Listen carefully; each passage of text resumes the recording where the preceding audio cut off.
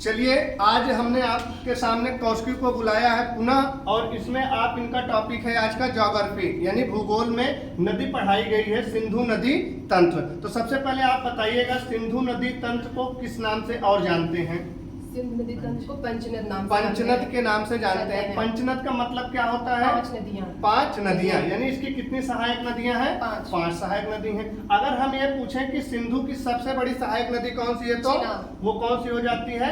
चिनाब नदी हो जाती है। और इनकी जो पांच सहायक नदियां कौन कौन सी हैं? सबसे पहले आपका झेलम हो जाएगी, चिनाब, उसके बाद आपका क्या हो जाएगा? चिनाब हो जाएगी, रावी, उसके बाद आपकी रावी हो जाएगी। चलिए यहाँ से इस वाले चिनाव को मिटा देते हैं। ये आपकी चिनाव, उसके बाद रावी हो गई, ब्यास हो गई, सतलज, और क्या हो गई आपकी? सतलज हो गई। ये पांच नदियां मिलकर पंचनद का निर्माण करती हैं।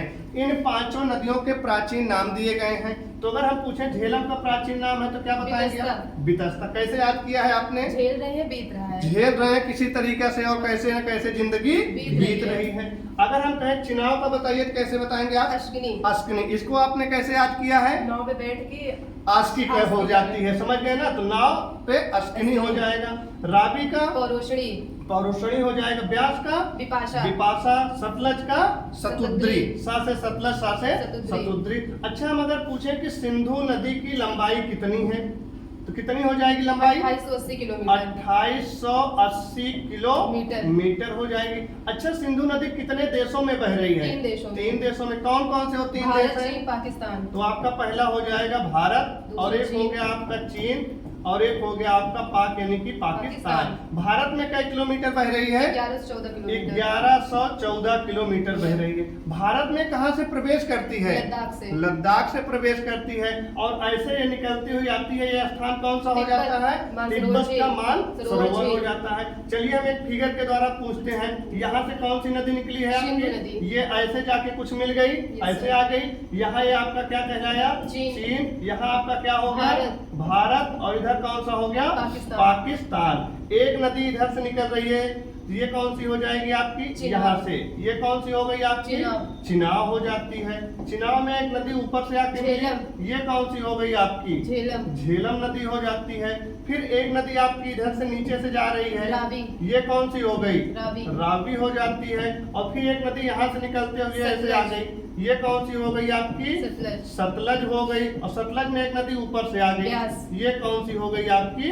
ब्यास नदी हो गई। तो आप देख सकते हैं कि भारत का मैप नहीं बना है, लेकिन हम लोग इस तरह से पढ़े हैं कि अगर मैप रहेगा तो उसमें एग्जैक्ट लोकेशन दे देंगे, लेकिन अपने समझने के लिए हमने मान लिया कि ये क्या हो गया आपका? मानसरोवर झील हो गई। यहाँ से नदी निकली है, और क्या है? ये तिब्बत में है। और ये कौन सा हो जाएगा हमारा? राक्षस ताल हो जाएगा। ये भी कहाँ है आपका? तिब्बत में। और ये नदी और ये तीनों कहाँ मिल जाती हैं? हिमाचल प्रदेश में। ये कहाँ से निकली है? जम्मू कश्मीर के शेषनाग से निकली है, और ये खत्म हो जाता है। और ये जहाँ पे आके मिली चिनाब, ये क्या कहलाया? मिठानकोट कहलाया।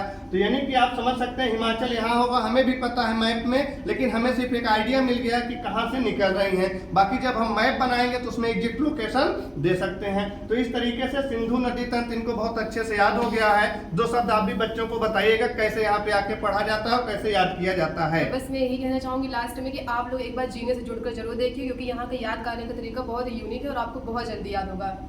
और एट द लास्ट बस यही कहना चाहूंगी, चैनल को लाइक शेयर सब्सक्राइब करना बिल्कुल ना भूलें। चलिए ठीक है, मिलते हैं नेक्स्ट वीडियो में। धन्यवाद।